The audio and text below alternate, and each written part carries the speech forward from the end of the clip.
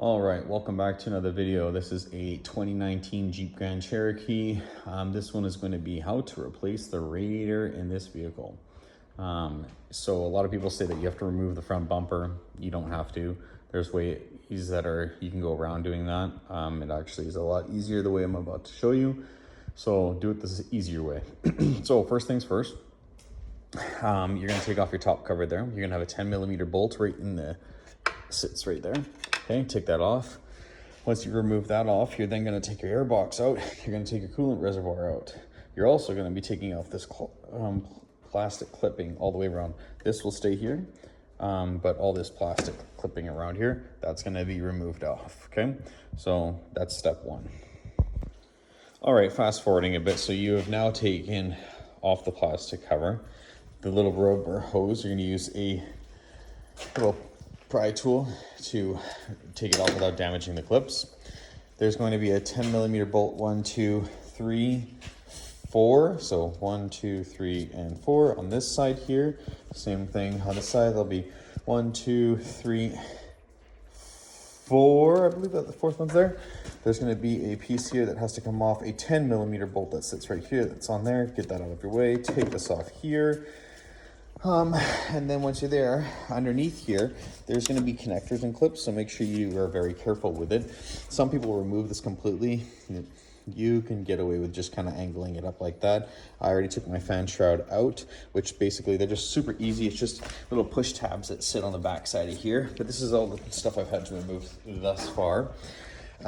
Disconnect your sensor here. Your coolant reservoir has to come out. You got two hoses up top with hose clamps and one at the bottom there. You don't need that. Now, if your radiator isn't leaking like mine was for this customer, there is a little bleeder down there. You want to bleed your system out before you do it so you don't have a mess. But you can see right where that dripping is. He actually has a hole in his rad. So that's where it's coming from. So that's why I'm changing this out.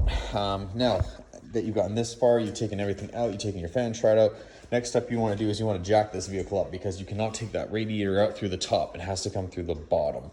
So jack up the vehicle up elevated enough so you can get a rad out. As it comes out, it's going to come out down, and then you can angle it out like that. New one will come up on an angle and then upright and then go. It's very easy to get them in and get them out. The hardest part is actually getting to it. Right? Some people even will take off the entire bumper. It's a headache and a half. Dealership quotes $2,000 for this job.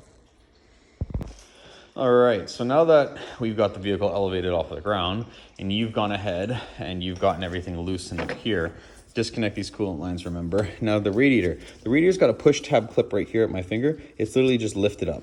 This one here on the far side, it's just a pried open. So you just literally, you feel like you're gonna break it. It's right there. You feel like you're gonna break it, but you're not.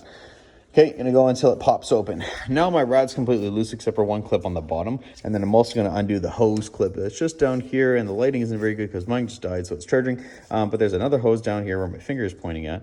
You're going to take that hose clamp off. You can tuck it away, get it out of your way, because it's just gonna be in your way. I'm underneath there right now taking off the skid plate because this radiator is going down.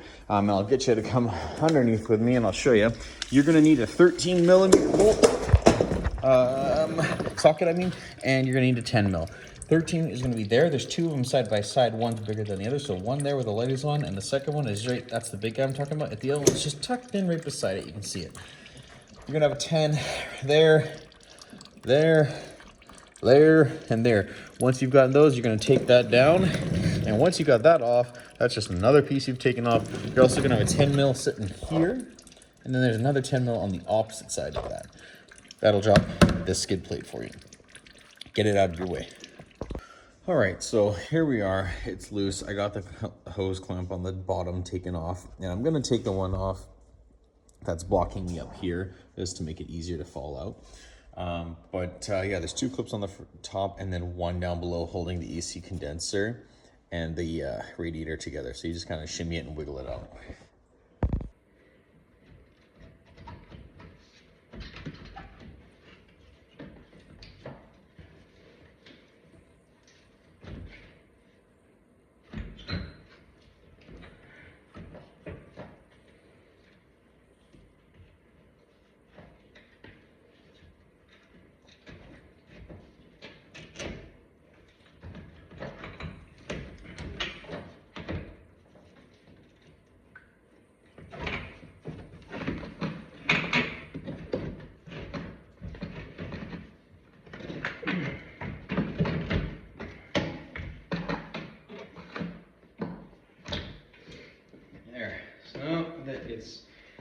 come down after fighting with it. Just basically take it, drop it back out, and pull it out like that.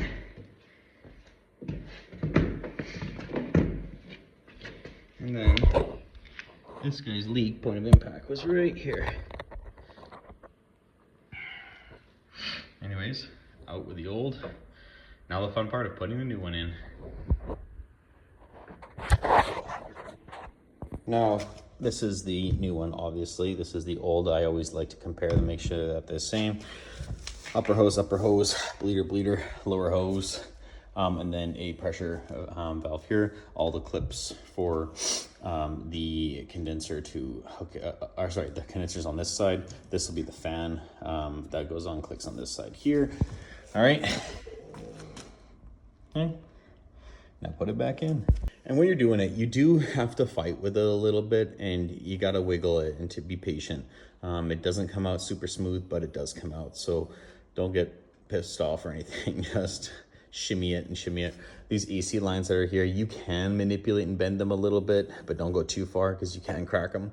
But yeah, you just move that stuff aside. There's a wiring harness right here that I just unclipped off the chassis that I pushed out of my way, and then I will re-put it on. It's only on by plastic tabs, so it's not gonna make a difference, but yep, that's how it comes out. So down there and out, and now we're gonna come up like a J, okay? Up like a J, and then fit it in.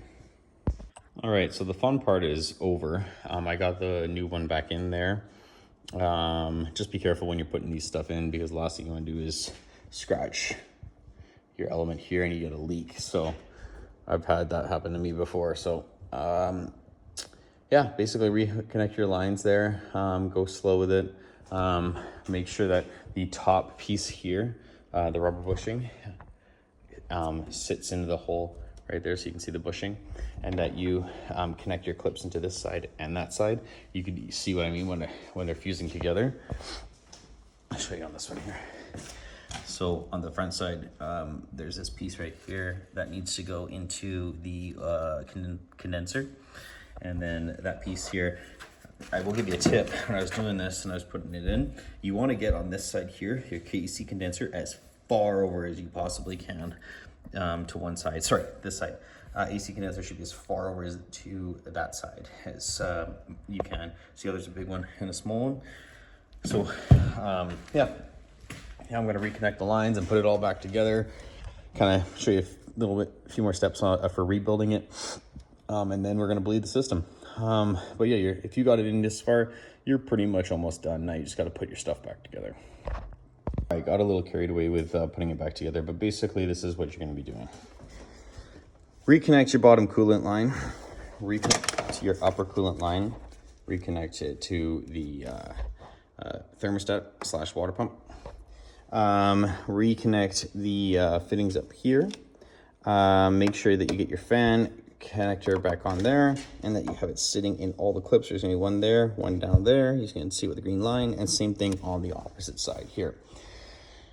Re-put it all back together, put on your coolant reservoir tank, put your air box back on, put all your parts right there that you took off back on, and that should be it. It's pretty straightforward. Last little bit of thing I'll tell you what you have to do is bleed your coolant system. If you don't know how to bleed your coolant system, here's how you do it. You'll fill up your reservoir, okay? You fill it all the way to the max, and then it's gonna drain. Fill it up and drain. Fill it up, it's gonna drain out. Once you got it full, you're then going to turn on your vehicle, run it with the fan on full blast and your heat on full blast so that the coolant can cycle through the system. It's going to take a while. You're going to have a bunch of air pockets. This level will drop consistently. You have to keep doing that. And then when you've got that leveled out, go for a drive. After your drive, come back and double check your coolant level because it will have dropped again. All right, so that's basically how you do it. I got a few more things to put back together to make it look pretty again, but you don't need to see that. You know what you're doing. Anyways, thanks for watching. This is how you do a radiator change on a 2019 Jeep Grand Cherokee and the other generation models that are in this build. Thanks again for watching, and hopefully you found this helpful.